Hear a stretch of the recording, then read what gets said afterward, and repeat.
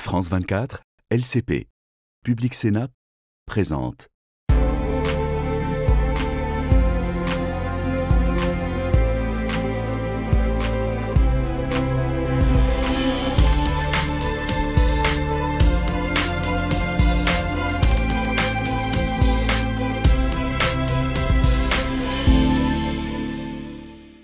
Bonjour et merci de nous rejoindre pour Ici l'Europe. Bonne année 2025 à tous et à toutes. Cette année 2025 sera riche pour l'Union européenne qui démarre un nouveau cycle avec toutes ses institutions renouvelées et des États quelque peu divisés ou dispersés.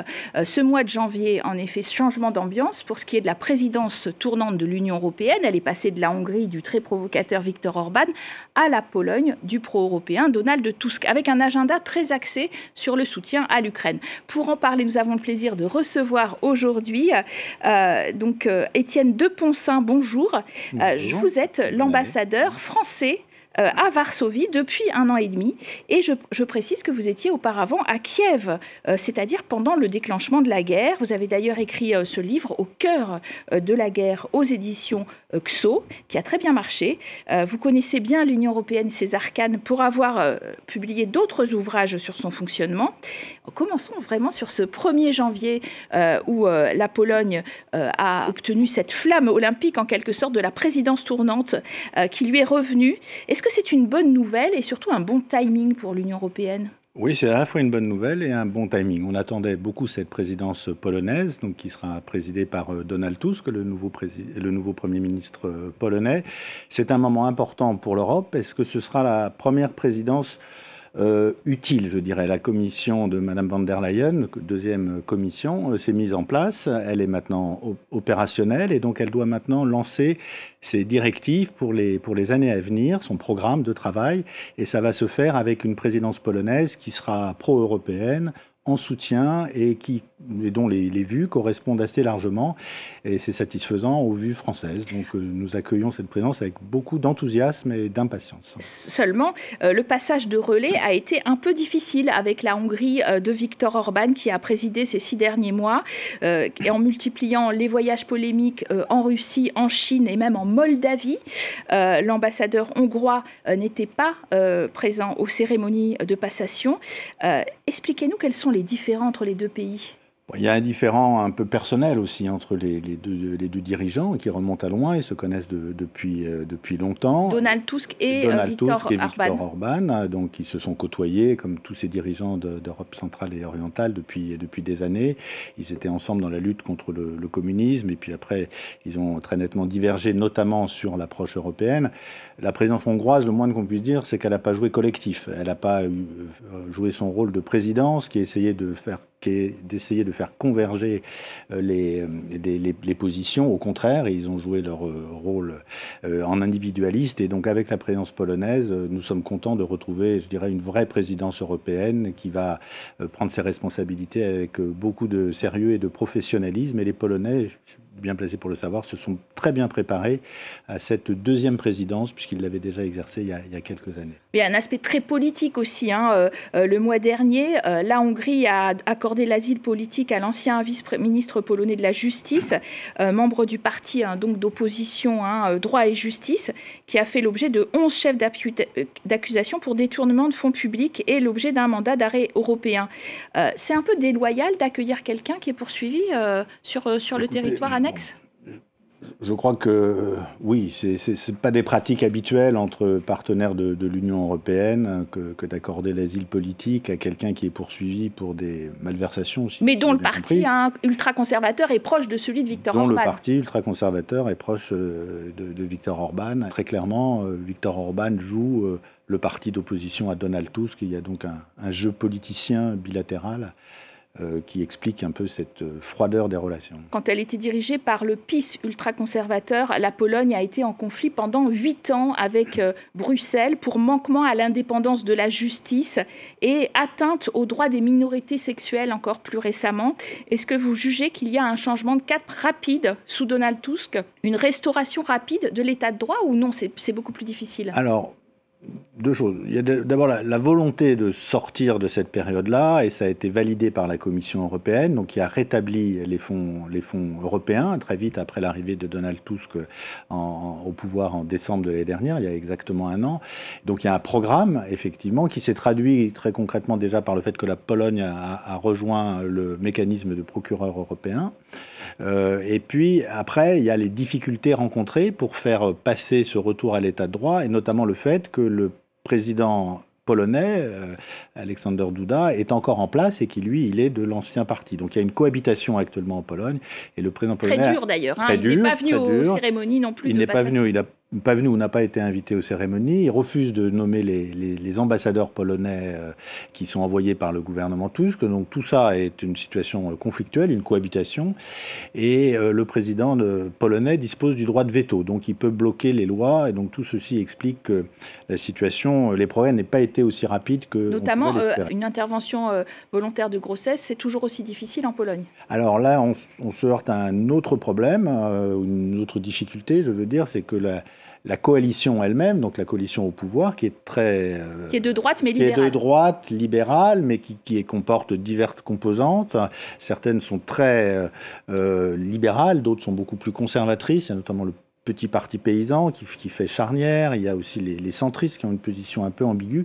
Donc sur tous ces sujets de société qui ont beaucoup mobilisé l'électorat en faveur de Donald Tusk, il est vrai que les progrès sont très lents, que ce soit sur l'adoption de l'équivalent de notre Pax, par exemple, homosexuel, ou que ce soit sur l'avortement, où les progrès sont très limités pour l'instant, il faut bien le reconnaître. Vous constatez que depuis le retour au pouvoir de Donald Tusk il y a un an, cette Pologne est en train de s'imposer sur la scène européenne, alors que justement la France, l'Allemagne sont fragilisées par les échéances électorales. Est-ce que effectivement la Pologne n'est pas en train de tisser des liens, de devenir un centre finalement, un pôle européen important ? Oui, absolument. C'est en fait, on peut même parler de moments polonais en Europe qui tiennent à plusieurs éléments. Bon, d'abord la présidence polonaise, le fait que le Premier ministre connaît très bien les arcanes de Bruxelles. Il a été longtemps président du Conseil européen, donc il sait très bien comment manœuvrer. Le fait qu'il y a un gros contingent polonais au sein du Parlement européen dans le principal groupe, qui est le groupe PPE, le groupe de centre droit. Le fait aussi que la Pologne apparaît comme le soutien principal ou très en pointe sur la guerre en Ukraine. La Pologne, en alertant sur le danger russe pendant des années, avait eu raison, et donc les Polonais ont un peu le sentiment d'avoir une nouvelle assurance qui tient aussi à un remarquable résultat économique. Le chômage est à 2,5% en Pologne, la croissance est très forte, c'est la plus forte d'Europe. C'est un vrai succès économique, et 20 ans après leur adhésion, parce qu'on a souvent tendance, on parle encore des nouveaux membres, mais ça fait 20 ans qu'ils sont dans l'Union européenne, c'est très probablement l'un des succès les plus remarquables de cette adhésion. Étienne de Poncin, la Pologne, qui est d'ailleurs un fidèle allié de l'Ukraine. Vous avez été ambassadeur, je le rappelle, en Ukraine, sous le feu des projecteurs. En ce moment, la brigade Anne de Kiev, financée et entraînée par la France, qui aurait vu un grand nombre de désertions. Les enquêteurs ukrainiens ont arrêté un commandant d'unité pour abus de pouvoir. La France s'est-elle formée et équipée les Ukrainiens ? Alors je crois que cette brigade a été formée en étroite concertation avec les Ukrainiens. Il y a des échanges permanents, tant sur la formation qu'après. Depuis qu'elle est revenue en Ukraine, la responsabilité, elle relève des Ukrainiens eux-mêmes. Nous n'avons plus à intervenir sur ce sujet-là. Moi, ce que je tire comme enseignement, c'est le fait que l'Ukraine est une démocratie et que ce type de problème apparaît au grand jour et qu'il y a des échanges, que vous puissiez d'ailleurs, que des journalistes puissent aller interroger des soldats ukrainiens sur le front, c'est quand même très significatif. Pour dire le moins, on ne voit pas ça de l'autre côté. Avec l'arrivée de Donald Trump à la Maison-Blanche, les inquiétudes redoublent sur le soutien de l'Ukraine par les Européens. Pour la première fois lors de la fameuse conférence des ambassadeurs de rentrée à laquelle vous assistiez, bien sûr, Étienne de Poncin, eh bien, le président de la République a invité l'Ukraine à mener des discussions réalistes sur les questions territoriales. Traduction. En fait, c'est la prolongation de ce que le président de la République a dit depuis le début de la guerre. Il appartient aux Ukrainiens eux-mêmes de décider du moment et des conditions dans lesquelles ils considéreront que le moment est venu de faire la paix ou d'accepter un cessez-le-feu, et que nous ne nous substituerons pas à leur propre décision. Mais Donald Trump veut imposer un cessez-le-feu très rapide.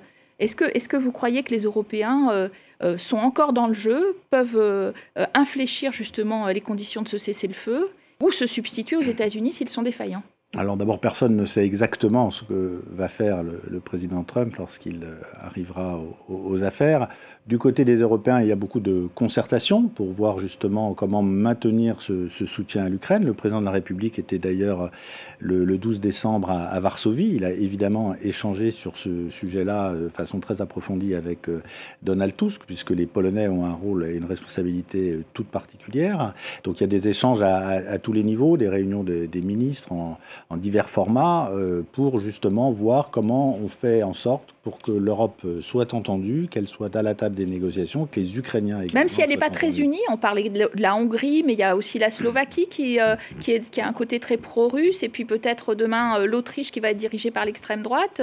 Est-ce qu'il n'y a pas justement une minorité qui pourra bloquer notre soutien indéfectible à l'Ukraine ? Pour l'instant, la tendance très largement majoritaire, c'est quand même le soutien à l'Ukraine, et celui-ci se manifeste et va se remanifester encore pendant la présidence polonaise, avec l'adoption très vraisemblablement d'un nouveau paquet de sanctions, le 16e paquet de sanctions envers la Russie, et le maintien de ce soutien aussi longtemps qu'il le faudra. C'est une formule que l'on a utilisée, mais qui est vraie, et donc ce soutien se confirme du côté français, du côté polonais évidemment. Alors en tant qu'ambassadeur en Ukraine, vous avez vécu les premières heures de ce conflit, que vous racontez d'ailleurs dans ce livre Au cœur de la guerre. Vous avez été l'un des derniers hauts diplomates restés en Ukraine. Vous avez déménagé à Lviv d'ailleurs, dans un premier temps au milieu de cette invasion russe. Si c'était à refaire, est-ce que vous feriez tout pareil ? Ah oui, absolument. Ce qui était le plus surprenant, ce n'était pas l'offensive en elle-même, c'était qu'elle vise la capitale Kiev dans les premiers jours. Ça, je pense que, à commencer par le président Zelensky lui-même, peu de gens l'avaient anticipé. Et donc c'est le scénario extrême qui s'est déroulé le 24 février avec la tentative avortée, heureusement, des Russes de prendre la capitale elle-même. Après, le fait d'être resté sur le territoire ukrainien, de parcourir et de sillonner pendant, parce que vous parlez des premiers jours de la guerre, mais je suis resté 540 jours en responsabilité à la tête de l'ambassade de France en Ukraine, et donc j'ai sillonné ce pays en guerre du nord au sud et de l'est à l'ouest, dans toutes ces villes, et évidemment je crois que c'était nécessaire pour apporter le soutien et la solidarité de la France au plus près des populations en souffrance. Vous avez essuyé des critiques et peut-être même une certaine forme de guerre hybride. Expliquez-nous. Oui, ça a été une des mauvaises surprises, je dirais, de cette expérience de guerre en Ukraine et d'exposition médiatique forcée, je dirais, par mes responsabilités. D'abord sur les réseaux sociaux, j'ai vu cette guerre hybride se développer. À un moment, j'ai même dû subir des attaques comme quoi j'avais abandonné mon poste.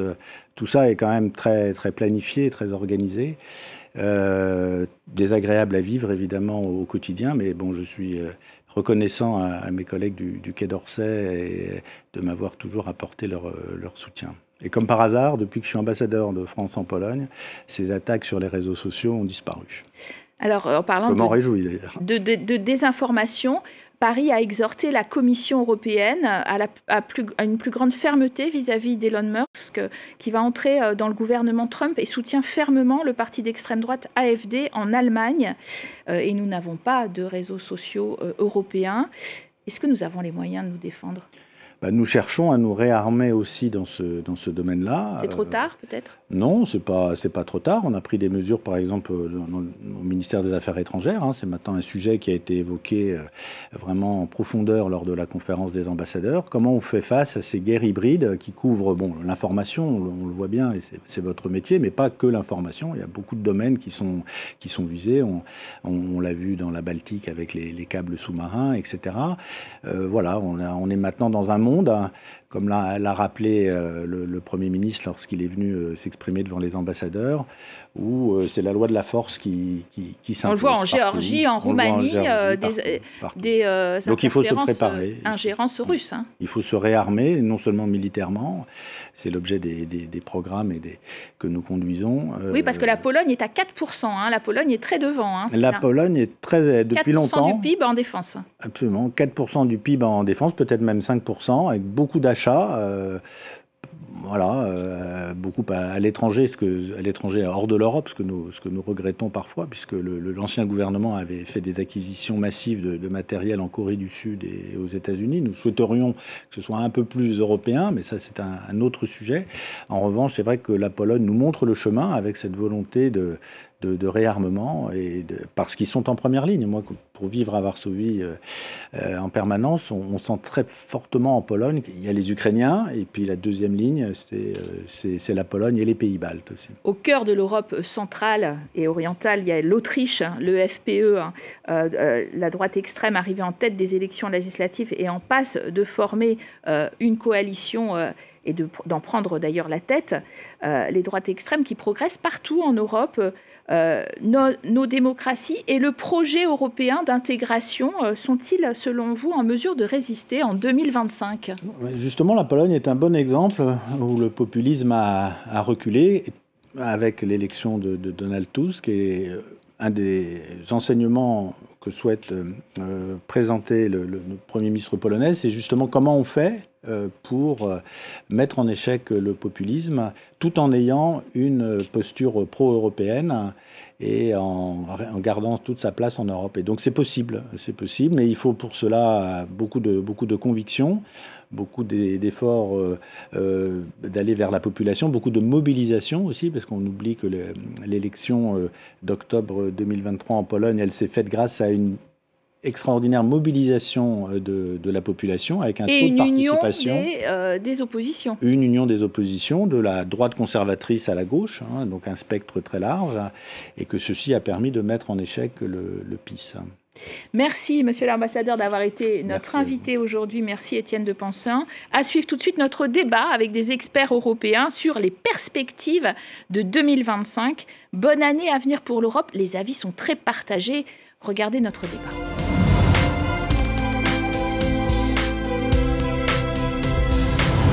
Bienvenue pour notre grand débat de 2025. Une année européenne de tous les dangers que doivent affronter des gouvernements souvent affaiblis, à l'image de celui de l'Allemagne ou de la France.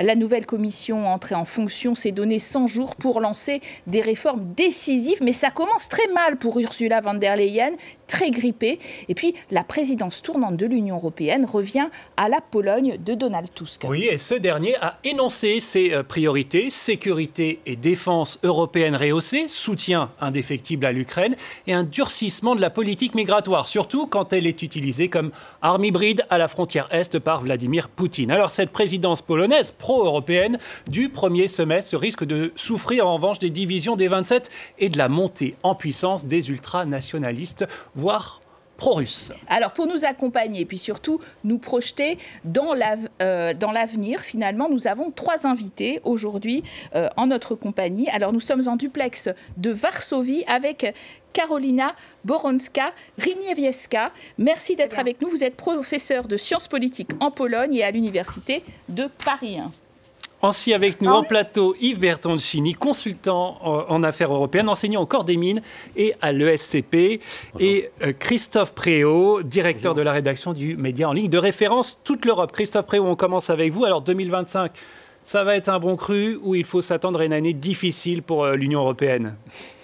Un bon cru. Alors, pour reprendre votre image, je dirais qu'il va falloir peut-être le laisser décanter un petit peu, ce cru, le carafer, je dirais, pour en sentir après toutes les saveurs et tous les arômes. Je pense que On ne pensait pas que ce serait une année européenne très sensible, parce qu'il n'y avait pas d'événement européen, mais finalement, l'actualité a toujours du talent. Donc, entre l'investiture de Donald Trump, et on voit aujourd'hui le couple Trump-Musk très offensif vis-à-vis de l'Union européenne, je pense qu'on y viendra. Les élections anticipées aussi en Allemagne, des élections aussi en Pologne, plus aussi beaucoup d'actes législatifs qui vont devoir s'appliquer pendant cette année 2025, à commencer par tout ce qui concerne l'industrie verte. Je pense que c'est une année qui effectivement sera, je dirais, peut-être agitée et en tout cas assez sensible pour la Commission européenne. C'est l'installation aussi d'une nouvelle commission et d'un nouveau Parlement européen. Alors, on vient de parler de la Pologne, Yves Bertoncini, parce que le 1er janvier, c'est en effet la Pologne de Donald Tusk qui prend la présidence tournante du Conseil de l'Union européenne.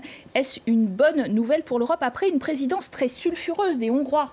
On s'en souvient. Oui, c'est une bonne nouvelle. La présidence hongroise, elle était transitionnelle. Il y a eu des élections, il n'y avait pas beaucoup de dossiers législatifs à traiter. C'est une bonne nouvelle que la Pologne arrive, et avec Donald Tusk à sa tête.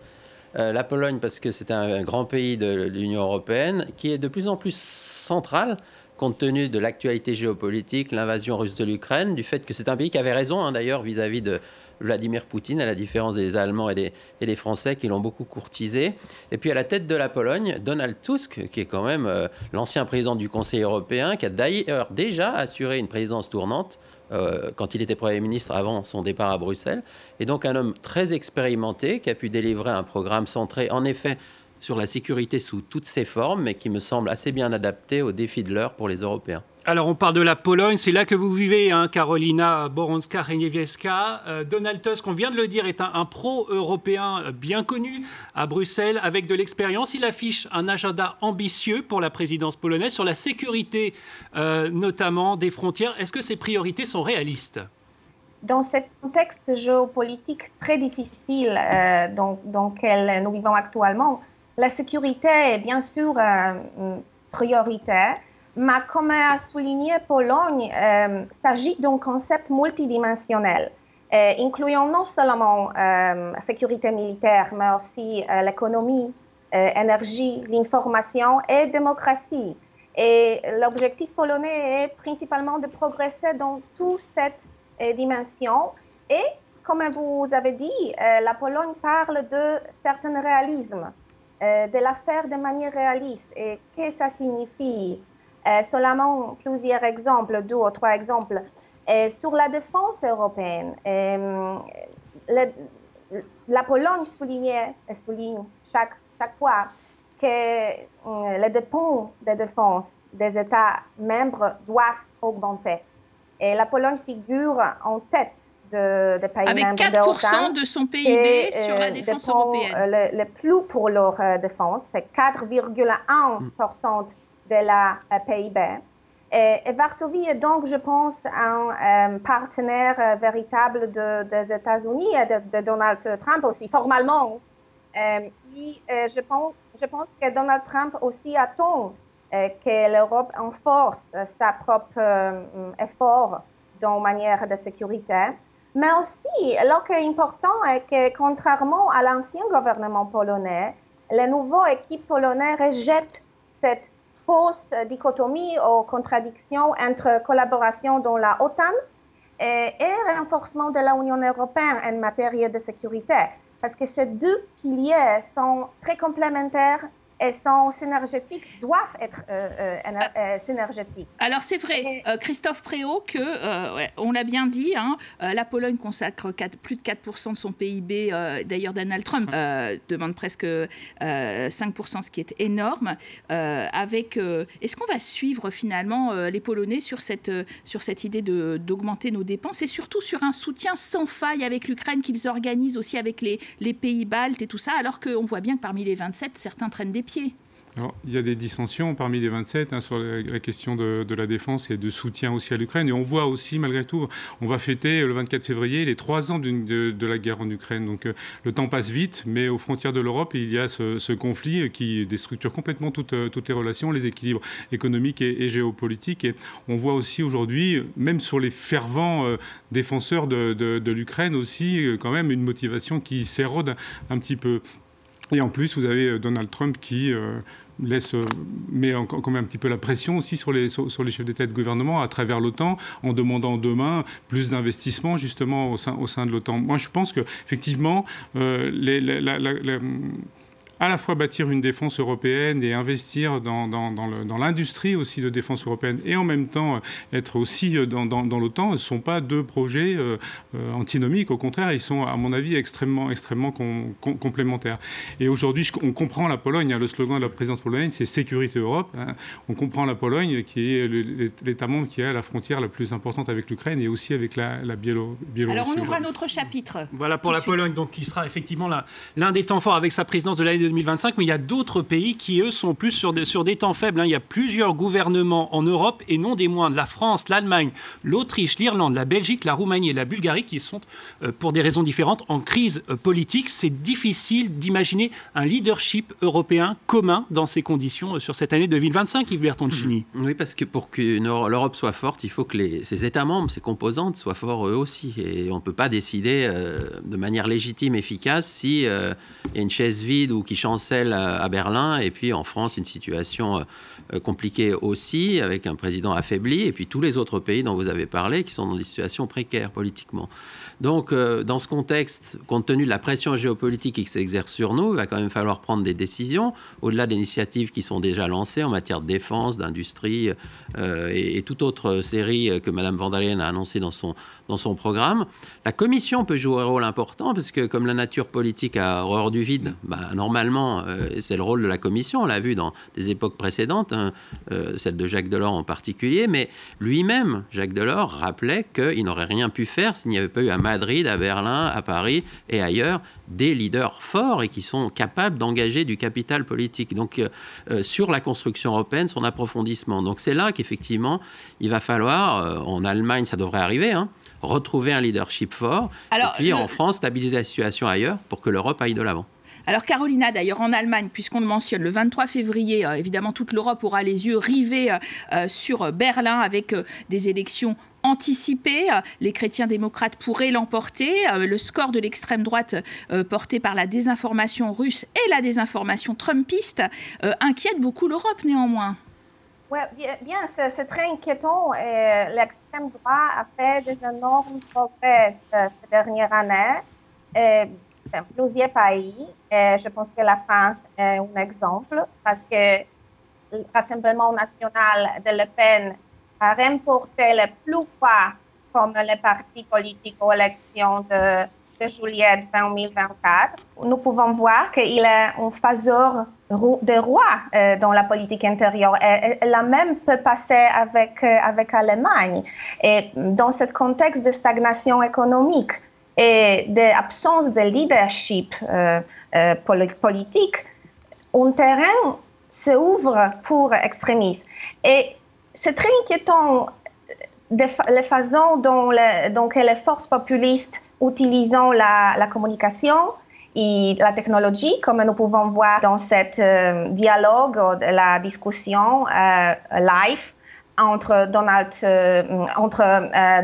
Elon Musk et la leader de AfD, Alternative für Deutschland, Alice Weidel. Vous parlez de l'extrême droite en Allemagne. Il y a un autre pays, Christophe Pré, où l'extrême droite pourrait arriver au pouvoir cette année, c'est l'Autriche, avec une volonté notamment de verrouiller les frontières qui est partagée par d'autres gouvernements nationalistes. On pense à la Hongrie, mais aussi pour d'autres raisons, par exemple pour la Pologne. Est-ce que les 27 vont risquer de remettre en cause, en cette année 2025, le pacte asile-immigration au profit de ce qu'on pourrait appeler une Europe forteresse? Alors, pacte migration et asile, qui avait été adopté vraiment en dernière limite de la précédente mandature par les États membres le 14 mai 2024, me semble-t-il, et qui n'avait pas non plus été voté et adopté par tous les États membres. La Hongrie, la Pologne aussi, l'Autriche avait voté contre. C'est un texte qui comprend 9 règlements et une directive et qui doit être normalement appliqué en 2026. Il est évident que la situation dans laquelle on est aujourd'hui, la situation migratoire qui n'est pas gérée depuis, qui est en suspens depuis 10 ans, 2015 et la crise migratoire, et c'est toujours le petit caillou dans la chaussure de l'Union européenne. Et aujourd'hui, les États membres sont, même s'ils se sont entendus sur ce pacte asile et migration et asile, qui doit normalement renforcer les contrôles aux frontières, mieux gérer l'immigration illégale et les conditions de retour aussi, et puis aussi une certaine solidarité entre États membres. La solidarité entre États membres, ce sujet-là, elle peut exploser, c'est évident. Alors, on change de chapitre dans les fameux 100 jours de la nouvelle commission. Et Ursula von der Leyen a attrapé une très mauvaise grippe, semble-t-il, cette semaine, on s'en rend compte. Elle s'est donné 100 jours jusqu'à la mi-mars pour lancer de grandes réformes pour son second mandat, avec en premier lieu un pacte industrie propre. Est-ce qu'on est crédible sur notre volonté d'être là, de renforcer l'industrie ? Je crois que Mme von der Leyen, qui, dans son premier mandat, avait mis le pacte vert européen comme première priorité, là, a décidé d'amender les choses, je dirais, en mettant un peu plus de souveraineté industrielle européenne dans son second mandat. Et c'est ça que veut dire le glissement de pacte vert européen à pacte pour l'industrie propre. Et donc, on est crédible, oui, en partie, puisqu'il y a déjà eu des initiatives qui ont été prises dans la précédente mandature pour essayer de faire en sorte que la transition écologique se fasse aussi avec des acteurs européens. Il y a eu, par exemple, des alliances industrielles. On parle souvent de l'Airbus des batteries, mais il y a eu d'autres alliances industrielles qui ont été lancées par les Européens. Mais elle est un peu aux abonnés absents, là, cette Ursula. Alors là, il y a en ce moment, et c'est assez inquiétant d'ailleurs, une maladie, ça peut arriver, mais elle a mis quand même beaucoup de temps à désigner une vice-présidente intérimaire, et puis surtout, on n'a pas de nouvelles. Et c'est d'autant plus ennuyeux qu'elle a beaucoup centralisé le pouvoir au sein de la Commission européenne, ce qui peut être très largement contre-productif déjà en général, parce que c'est un collège où il faut beaucoup d'intelligence collective, se consulter les uns les autres. C'est pour ça qu'il y a 27 commissaires issus des 27 États membres.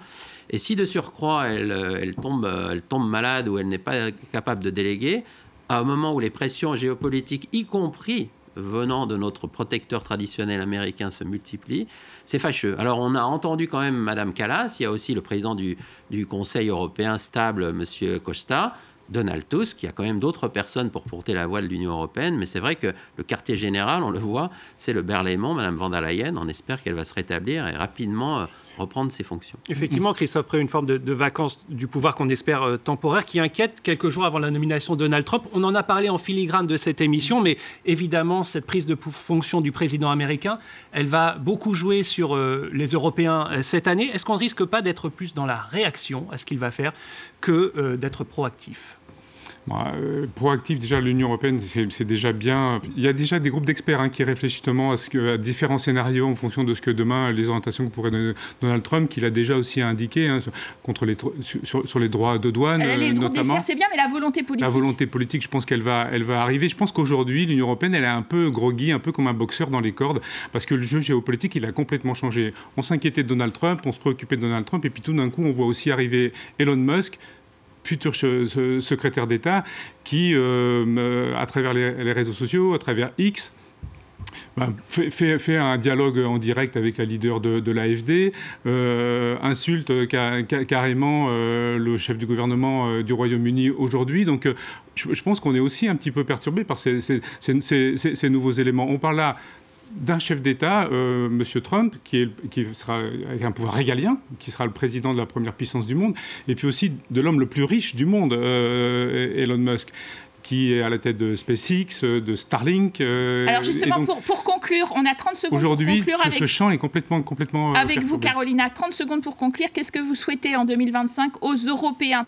Oui, je le souhaite à les Européens et à les leaders et le changement de discours politique dans les côtés de intellectuels progressistes pro-européens, parce que nous perdons la bataille à le cœur, à l'esprit de la gens, parce que les populistes utilisant mensonges, émotions, sont très clairs, très généralistes, mais très, très forts. Et nous devons faire la même chose, seulement avec tous les pouvoirs que l'Union européenne a portés à la gens. Et je pense que c'est très important à introduire à niveau européen l'éducation civique européenne, parce que grâce à ça, nous serons prêts à éliminer la désinformation, parce que ça, c'est très important, menace hybride maintenant, de Russie, des États-Unis, sous la direction. Merci en tout cas à tous les trois d'avoir très bien illustré les grands enjeux et les très grands défis de cette année 2025, on l'a compris. Merci Caroline et très bonne année à vous tous. Bonne suite de programme sur nos antennes.